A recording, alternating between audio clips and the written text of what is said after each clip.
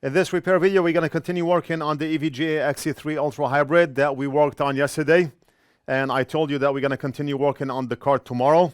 What we did was remove a short by replacing a faulty DR MOS and a blown fuse. The customer told us that there's a blown fuse on the board, which was surprising because he watches our videos and he knew exactly where to look on the board. He pointed us to a blown fuse.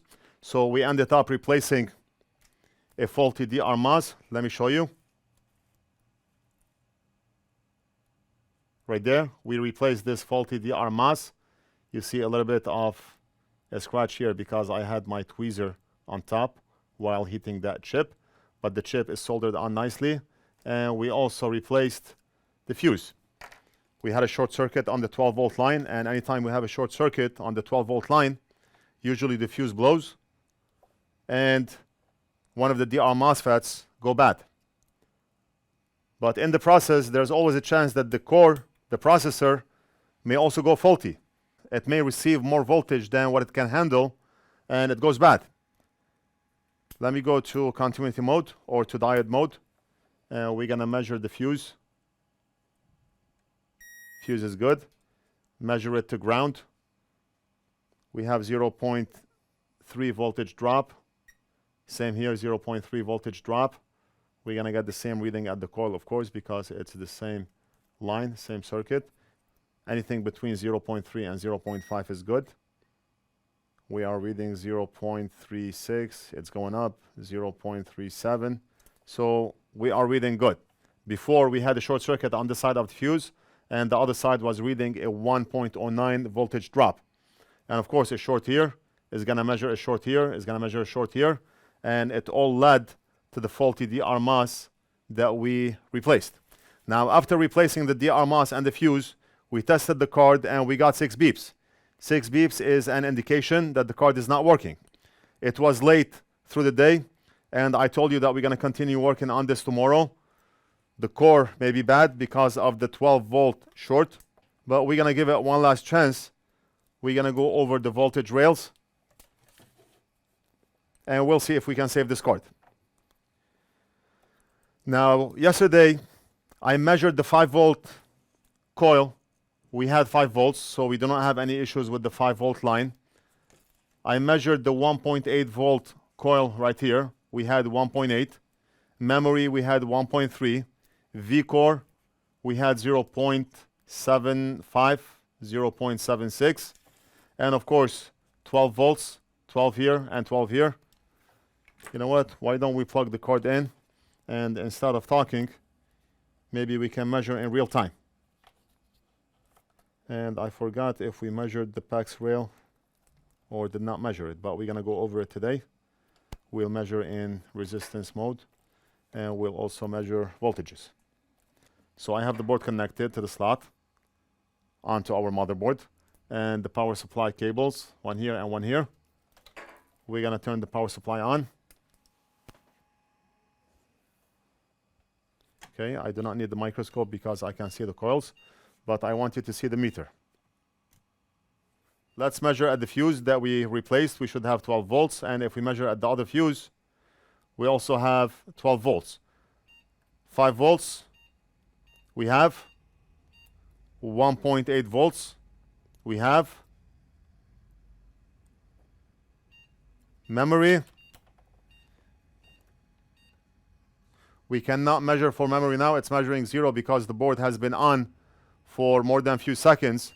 So memory shuts itself off, and V-core went off. Let me turn the power supply off and back on so we can measure memory and V-core. If we go and measure memory, we have 1.39, and if we measure V-core, we have 0.76. If we measure PAX, our PAX rail, 0. We are reading 0. So we have a problem with our PAX rail. Let me turn the power supply off, and I'm going to measure in resistance mode and see what we have. We're not going to worry about our 12-volt lines because we already have 12 volts. We're not going to worry about our 5-volt line because we have 5. Same with 1.8 here. If we measure in resistance mode, we have 147 ohms. It's going up. If we measure PEX, we're not getting any voltage on PEX, so that may be our culprit. But we're going to measure PEX. We should have around 6, 7, 8 ohms. We do not want 0 ohms. And we do not want a very low ohm reading. Right now I'm getting 3. 3 ohm reading could be an indication of a dead core. If you have a short circuit on PEX, or you have a 0 ohm reading on PEX, or a very low ohm reading on PEX, it's likely a dead GPU. But you know what? Let me disconnect the cord from the PCIe slot. Let me remove the power cables. I do not want anything to affect the reading. And we're going to measure in ohms mode again. We should have something around 6 to 8 ohms. And I'm reading 3.6 ohms. I do not know if we can call that good, but it's low. It's too low. I have a gigabyte cord right next to me that we use for ports. You can tell we removed a lot of the chips from this card, a lot of components. But if we measure PEX on this board, what do we get? 6.1 ohms. That's a normal reading. So on the EVGA card that we are working on right now, we have half of that number, which is very likely at that core. Like I mentioned yesterday, anytime we have a 12-volt short, sometimes the core can get affected. More voltage will reach the core than what it can handle, and it fries itself. So no voltage on PEX. Before we give up on the card, I'm thinking, why not replace the controller chip, the PEX controller chip, this one here, the GS9216, and see if that will fix the problem. Most cards, they either have the GS9216 chip or the MB617LV chip. In our case, we have the 9216 IC, and we have a lot of those in stock. I did not check the enable signals on the IC. I did not check VCC in. I did not check anything, but it will only take me a minute to replace the chip.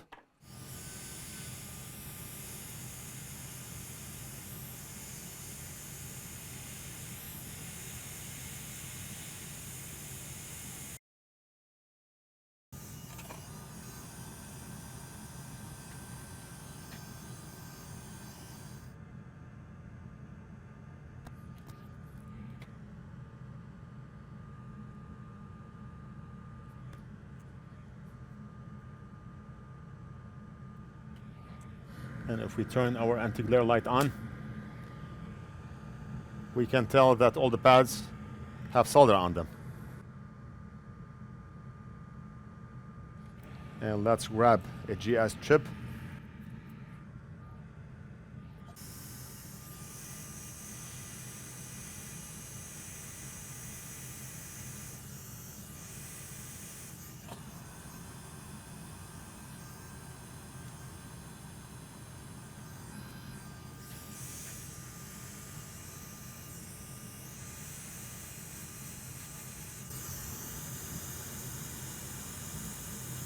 The chip is perfectly aligned.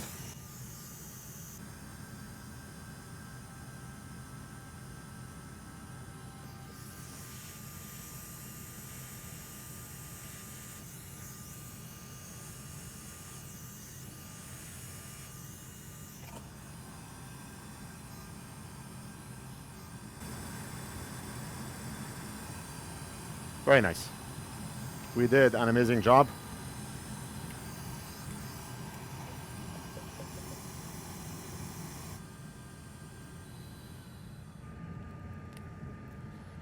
I do not want to measure if we have 6 ohms or not. I just want to plug the card in. And let's see, are we going to get 6 beeps? I have like a tiny heatsink here. I'm gonna put it over the processor. Not that it will make much of a difference, but better than nothing. And turn the power supply on.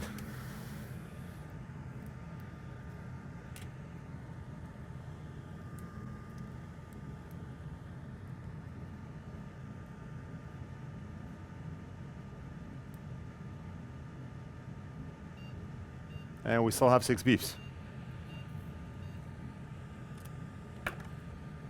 Let me measure the PAX rail in ohms mode. And what readings do we have? We still have a 3 ohm reading. Okay, if you can see the meter, I'm measuring at the coil, and we have a 3.3 reading, even after replacing that chip. One thing I want to do is desolder the PAX coil, so we can measure the resistance to the core and the other side. Right now we are reading 3 ohms, and I know my meter is off by 0.4 ohms. So we're reading more like 2.6 ohms.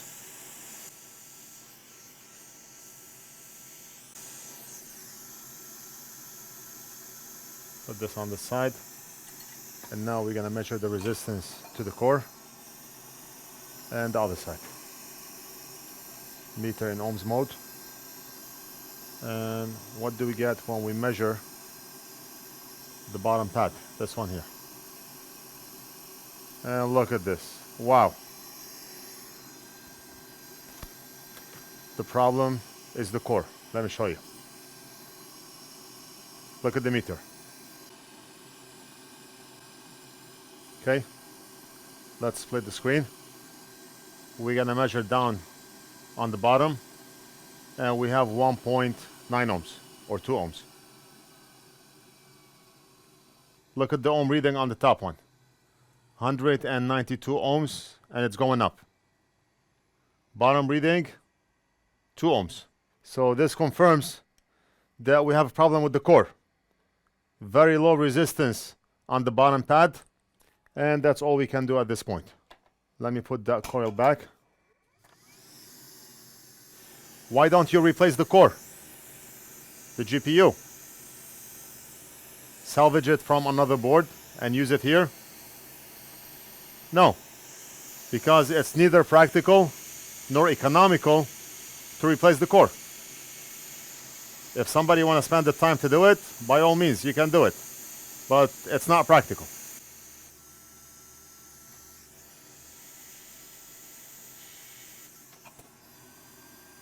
So we're gonna call it off for this board. We'll let the customer know. I just wanted to update you on this card. We're gonna end it right here. I hope you enjoyed the video. Let me know what you think. Leave it down in the comments. Don't forget to like and subscribe, and we'll do something else in the next video.